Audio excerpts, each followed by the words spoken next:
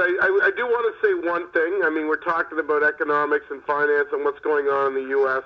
I know it's off topic, but one of the biggest stories, of course, in the U.S. is today, something that people have been talking about with Major League Baseball salaries and free agency. Bryce Harper just signed a $330 million contract with Philadelphia. So there's someone who economically will be just fine for a long time. So economic. How do you're a baseball guy, and forgive my ignorance, and I'm not trying to be facetious. How does a team justify a $330 million contract? Is it the amount of revenue he's going to bring into the park? So it is the largest contract ever signed. There's never been a $330 million contract before. It's on average of $25 million a year. To answer your question, yes, the Phillies will make a lot of it back with revenue, with jerseys, with merchandise, with their. That's a lot of motherfucking jerseys with sell for fans in their park. They did build a new park a few years ago. But what I'm asking you is when they go to the board and they say we're going to take one human being. Yep. And we're going to pay him $330 million over, what is it, 10 years? 13 years. 13 years. 13 years. Over 13 years. Yes. We're going to pay him this exuberant amount of money, right? Yep. They have to monetize that, and they have to capitalize that, right? Absolutely. So that's the way I do things. So, how many extra people will this guy bring in?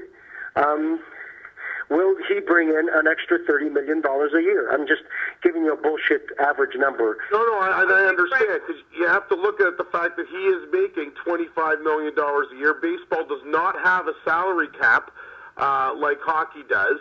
So, you can. I don't care. I'm just saying. I mean, in a capitalistic society, Eric, anybody should be able to make whatever they can earn. That's what capitalism means, right? That's the way, and baseball is. That's the way it should be. But what I'm saying is a business. I am not disparaging or criticizing the Phillies. I'm not.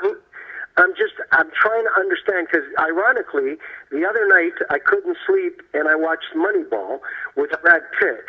Yeah. Where he was. It's based on loosely based on a true story of the Oakland Athletics, the 2000 Oakland A's, Oakland Athletics, where they were teeny tiny. They had a $36 million payroll. That's right. Compared to the Yankees, who had a 300 or 200, whatever the fuck it is, right? Yeah. So what I'm saying to you is, how when the owner of the team, because it's privately owned, they come in and they say we're going to commit $26 million, $25 million a year for the next 13 years to this guy, and here is the numbers. Every year we're going to sell an extra $10 million in jerseys. We're going to sell an extra $10 million in beer because we're going to get people who are going to come and see him. Yep. Right. Yep.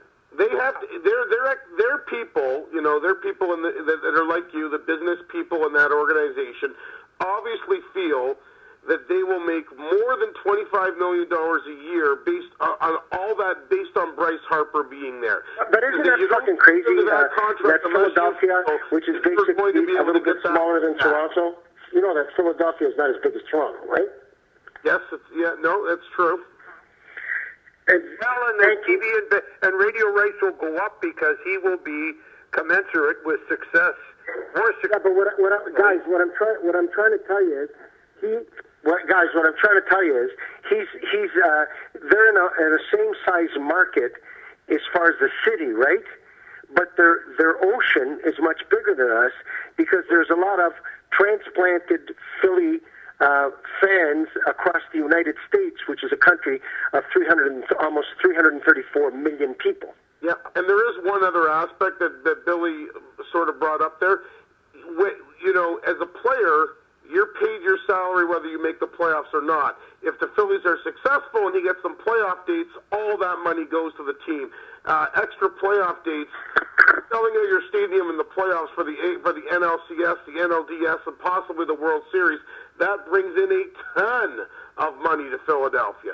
So winning makes you a lot of money. Absolutely. Yeah, but what I'm trying to tell you is that listening to you, And, people don't understand when they hear $335 million. Mm-hmm. But they don't understand that baseball in the United States is not as big as the NFL as far as television, right? No, it's not. But it has an enormous amount of games. That's the difference. Football plays 16 games. The Major League Baseball plays 162. That's my point. Right. So there's more consistency in revenue stream. That's right. And anyways, I just by speaking to you right now, in my brain, I justified it.